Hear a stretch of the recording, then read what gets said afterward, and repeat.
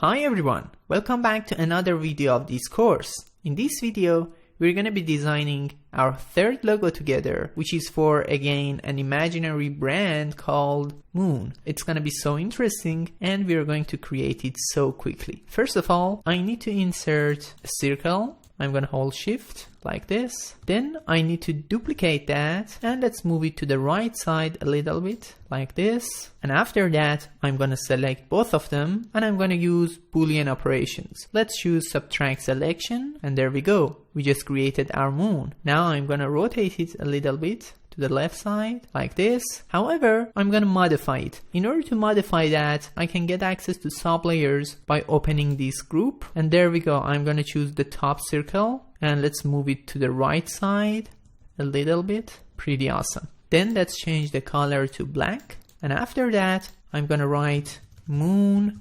However, let's change the font to Montserrat.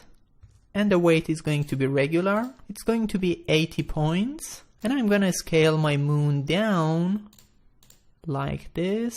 Let's set the width to 130 and I'm going to align them. However, as you can see, it seems that they are not aligned perfectly because sometimes you need to align them manually in order to get a great visual balance. Okay, so I'm going to move the moon text to the right side a little bit.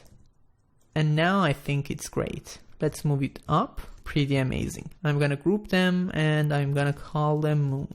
Alright guys, that's all for this video. You have learned how you could create your own logo simply in Figma by using simple shapes. I hope you enjoyed it and I will see you in the next video.